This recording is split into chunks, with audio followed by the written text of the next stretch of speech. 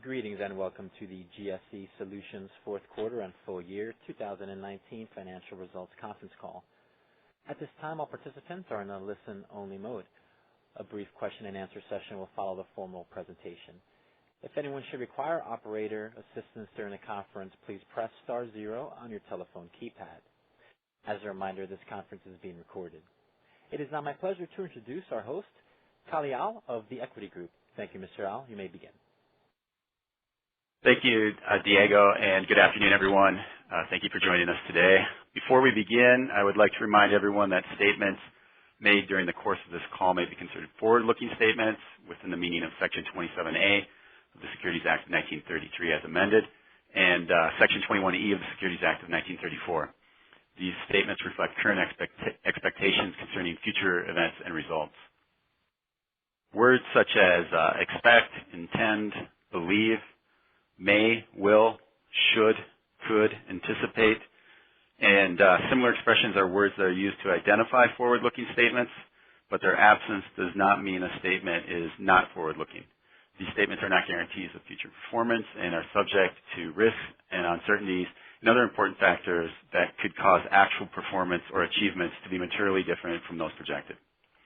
For a full discussion of these risks, uncertainties, and factors, you're encouraged to read GSE's documents on file with the Securities and Exchange Commission, including those set forth in periodic reports filed under the forward-looking statements and risk factors section.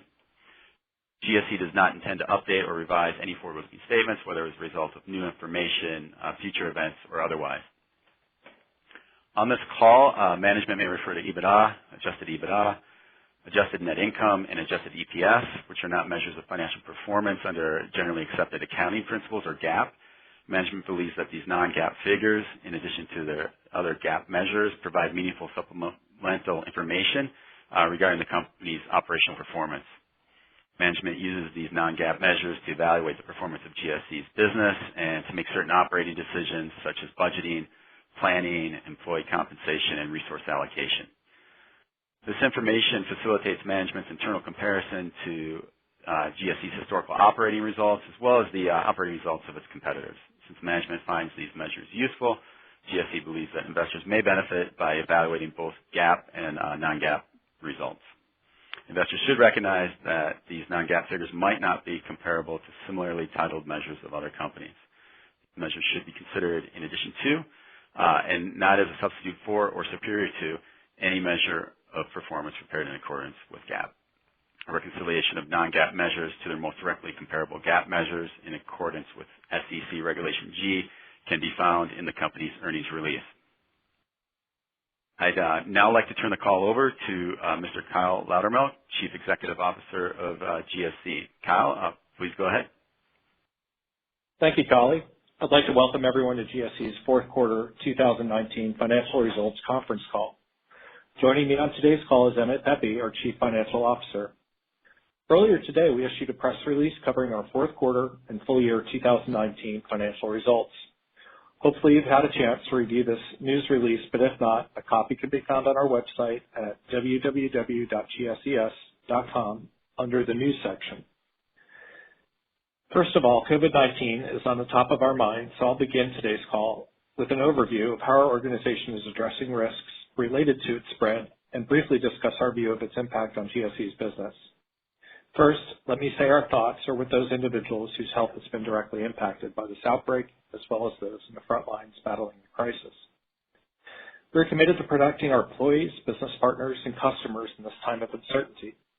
In this regard, we have prohibited travel by GSE personnel to all countries with a Level 3 health notice.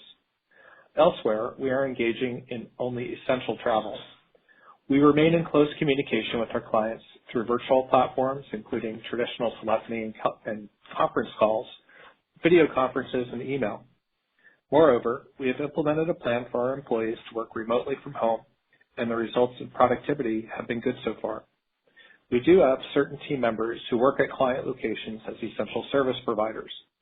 Those employees have been instructed to be aware of and comply with all safety and risk mitigation measures implemented by our customers.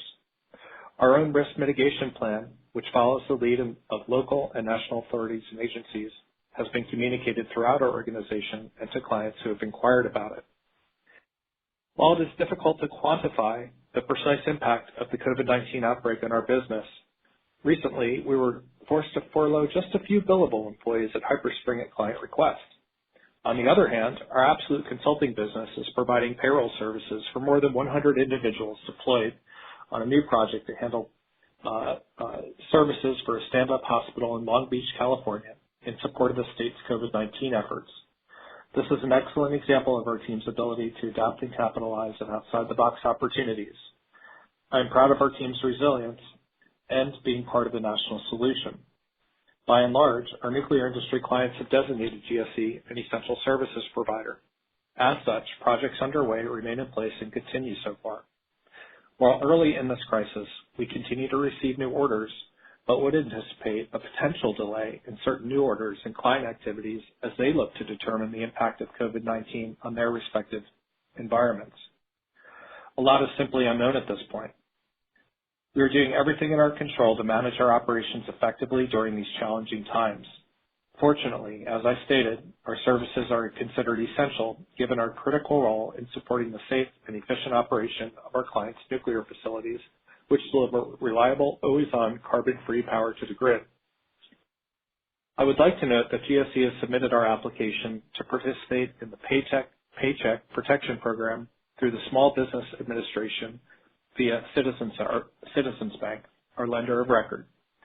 We have applied for $10 million, which represents the amount for which we believe we are eligible. We will see if and when and to what extent this is approved and keep people apprised. Moving on to our financial results, I'm pleased with our team's dedication and efforts to return DP Engineering to positive adjusted EBITDA this quarter. This was no easy feat after DP's largest customer suspended and terminated its engineering of choice contract earlier in the year. We have taken costs out of DP's business and streamlined its structure to be profitable at a lower annual revenue run rate, which near term is expected to be approximately $5 to $6 million. Our swift remediation actions have ensured that DP can continue to deliver superior quality engineering services to our clients. In our Performance Solutions segment, orders totaled $8.4 million, down from $10.9 million the prior year quarter. With that said, we have a steady flow of base meat and potato business as we continue to provide essential services to a critical industry in a period of time that is between large full-scope simulator projects. For example, this quarter we won a multi-year contract worth approximately $1.7 million with a long-standing large petrochemical client for our Envision on-demand SaaS solution. This agreement is indicative of the highly sticky nature of our business and the favorable adoption of our new SaaS platform. We expect more deals like this to follow in 2020. After quarter end, we announced a strategic collaboration with ABB Valley Japan for thermal simulation in the Japanese power market. Together, we will develop high-fidelity operation training simulators combined with ABB Valley's industry-leading distributed control systems for Japanese fossil market. We're very excited about the long-term potential of this partnership. In our Nuclear Industry Training Consulting segment, orders totaled $7.8 million, down from $8.5 million in the prior year quarter. Prior to the COVID-19 crisis, we were in a discussion surrounding some potentially significant new contracts for 2020 and will update investors as these opportunities evolve. The long-term demand outlook for industry staffing and training services remains very strong given the nuclear industry's aging workforce. Our total backlog at the end of Q4 was approximately $52.7 million, consisting of $37.2 million of performance improvement backlog, $1.7 million of which was attributable to DP Engineering, and $15.5 million of NITC backlog. Our total backlog was $53.7 million at September 30th, 2019, and $70.6 million at the end of 2018. We view this as good information as we are maintaining our backlog on a quarter-over-quarter basis. We believe that our current backlog level will support our core business while we build and execute our business development strategy in both the performance and NITC segments to drive organic growth this year. Regarding our balance sheet, in the fourth quarter, we wrote off real estate that is no longer needed for DP as well as superfluous space at our Sykesville office. We have enough remaining space for our workforce to operate efficiently, and these actions enable us to move aggressively on opportunities to sublet excess square footage before the leases expire. This quarter, we also received an amicable settlement with the sellers of DP to recover approximately $2 million, which we used to pay down a portion of our debt. This was good and a significant help. GSE has a solid business that generates robust cash flow, allowing us to strengthen our balance sheet. At quarter end, our total debt was $18.5 million and our cash position was $11.7 million. In early January, we paid down our debt by an extra $3 million. We intend to pay down our debt aggressively moving forward. A $1 million payment was made at the end of March, and we anticipate making an additional payment of over $2 million by the end of June. By year-end, we expect to be able to refinance our remaining debt and believe we can approach a net debt neutral position by year-end. Ultimately, we should be in a better position to pursue other value-creating capital allocation options, such as the potential repurchase of our common stock. In the current volatile environment, we believe GSE shares represent substantial value. Having addressed DP's issues in 2019, we believe 2020 will be a clean year of profitable growth for GSE while acknowledging that the precise impact of COVID-19 is still unknown. We see potential for a meaningful uptick in our nuclear engineering training consulting segment post the COVID-19 crisis and a continued steady flow of business on the performance improvement solution side of our business. Coinciding with the spirit of starting fresh in 2020, this quarter we rebranded GSE Systems as GSE Solutions to help unify the market presence of our acquired businesses and to reflect more accurately our comprehensive suite of solutions for the global power industry. Our rebranding effort includes a new parent company marketing identity, a unified website, and repositioned solution set focused on the people, services, and products that our company provides to industry. Among other corporate developments, this quarter, our board elected Catherine O'Connor Gardner as the new company director. Catherine previously was Senior Vice President and Corporate Credit Research Analyst within AllianceBernstein's High Yield Research Group, focusing on the energy sector, and Managing Director at Deutsche Bank, where she also covered energy. Catherine brings an exceptional level of financial expertise that will benefit GSE in our financial planning efforts as we look to optimize shareholder value. In closing, GSE's emphasis today is on protecting the health and safety of our employees and clients during the COVID-19 pandemic while working diligently to grow organically, streamline operations, contain costs, maximize cash flow, and pay down debt. While we are focused on organic growth, we remain open to transformative M&A opportunities. We provide complex solutions and services to blue-chip nuclear power customers, which produce most of the world's baseload carbon-free energy. Nuclear plants must be operated, maintained, and serviced regardless of global disruptions, including COVID-19. As an essential services provider to this critically important industry, GSE is poised to execute on our thesis in 2020. The longer-term fundamentals of our end market remain solid as the nuclear power industry continues to invest for safety, operational reliability, extension of plant life, and performance improvement to generate more power from existing assets. Given the difficult to replicate assets, specialized employees, and innovative technologies that we have amassed under a single go-to service provider platform, we are very optimistic about GSE's future. I'll now turn the call over to Emmett Pepe, our CFO, who will review the fourth quarter financial results. Emmett, please go ahead. Thank you, Kyle.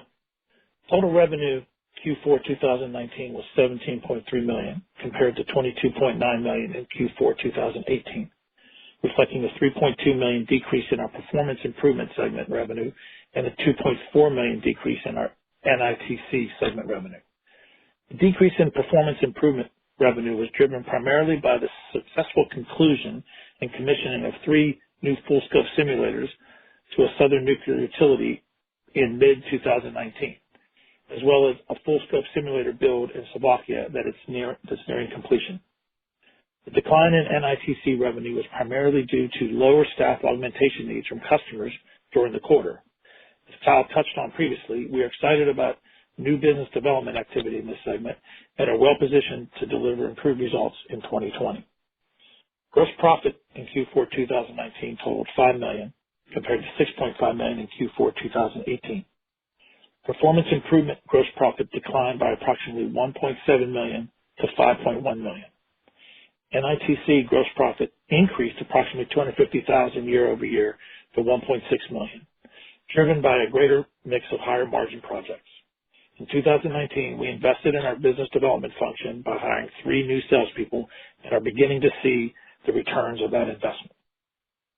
SG&A expenses totaled $3.9 million in Q4 2019 versus a comparable figure of $3.8 million in Q4 2018. We continue to stay focused on managing our SG&A costs, which were relatively flat year over year, despite the acquisition of DP Engineering. Operating loss equaled approximately $1.5 million in Q4 2019 compared to an operating income of $1.8 million in Q4 2018. Year-over-year decline in operating income was driven by $1.7 million in restructuring charges due to the write-down of unused space on our current lease obligations in Sykesville, Maryland, and Fort Worth, Texas. Our footprint shrunk from approximately 56,000 square feet to 25,000 square feet. We're actively looking to sublease the unused space to mitigate the cash outflows of our lease obligations.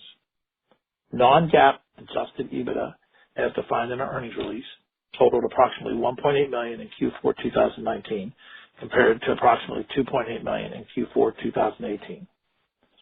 We concluded Q4 2019 with a cash position of $11.7 million and total debt of $18.5 million, which decreased by $1.2 million compared to the end of Q3 2019, reflecting debt payments we made during the quarter.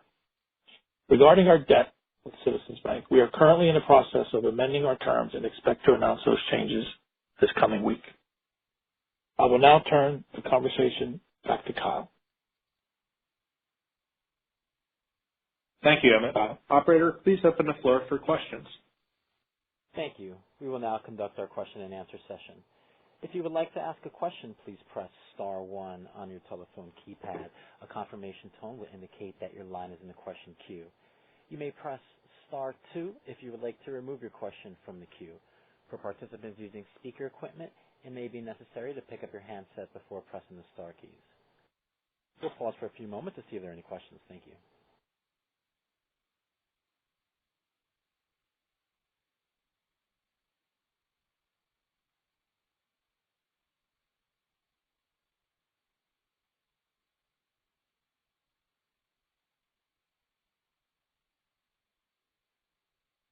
Our first question comes from Sam Robatsky with SCR Asset Management. Please state your question.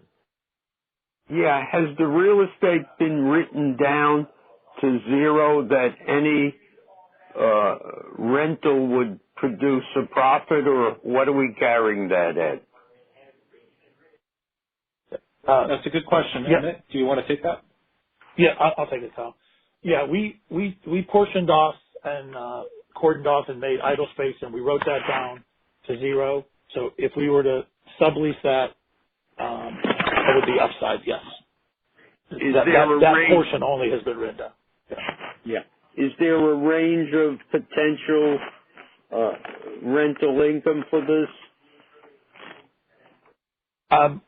Yeah, well, I mean, we're actively marketing the space, and the marketing out there is, it's negotiable. I mean, I think you'll find our Sykesville space has been marketed anywhere from as low as $13 a square foot up to about $17 a square foot. That would be the range. And the Fort Worth space is if that's what you're looking for. Yeah. And that's actively out there. Do we expect to basically, with the coronavirus, do we expect the $17 million to be a normal run rate and where we made a profit? So do we expect to be profitable going forward?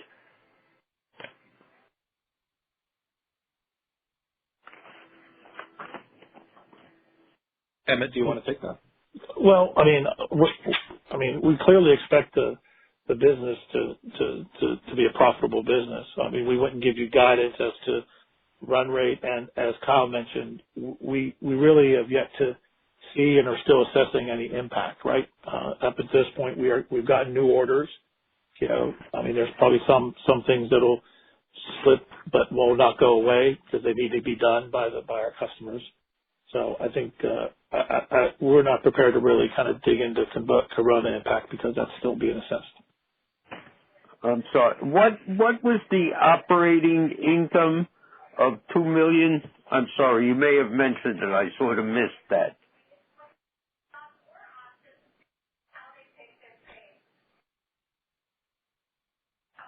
I'm sorry, please, what was your question? Operating loss in quarter was $1.5 million loss compared to operating income of $1.8 right. previous year ago quarter. On August 27th, the demand indemnification, the $2 million, is that the $2 million below the line there in the quarter ending December? Yes, that is. Okay. So based, other than that, you'd be losing money in this quarter, and so you would need more than $17 million to break even, basically.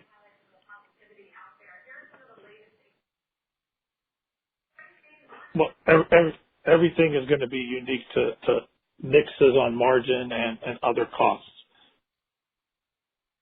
Keep in mind, we also have the $1.7 million of restructuring costs in the quarter. Okay. All right. Thank you very much. Hopefully, good luck. Thank you. Thank you. And just a reminder, to ask a question, press star 1 on your telephone keypad. Please stand by as we pull for questions.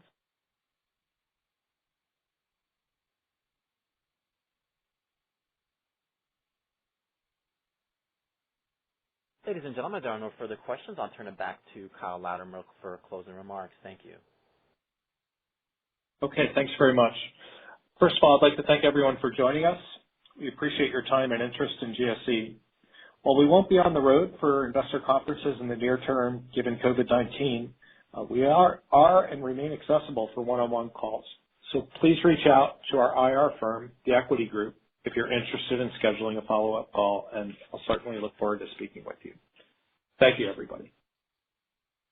Thank you. This concludes today's call. All parties may disconnect. Have a good day.